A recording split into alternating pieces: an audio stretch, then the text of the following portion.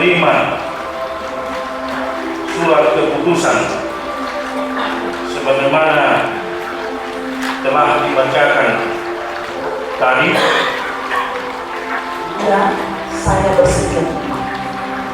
Apakah saudara bersedia melaksanakan tugas yang sudah dibacakan dan tentunya sudah didengarkan, serta memikul tanggung jawab sebagai Ketua Sekolah Tinggi Pro Pria Kristen Batak Protestan?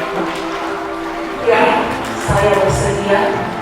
Kiranya Tuhan menguatkan saya.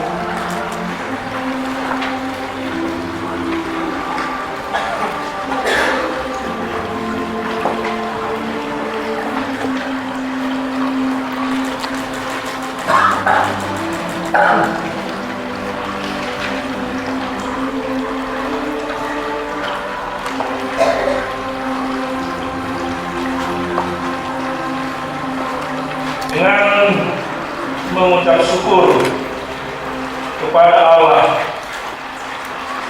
saya mengukuhkan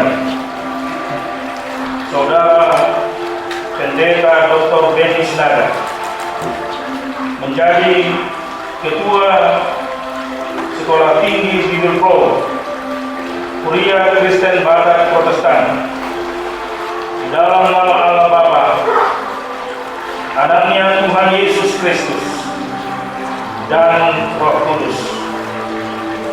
Amin.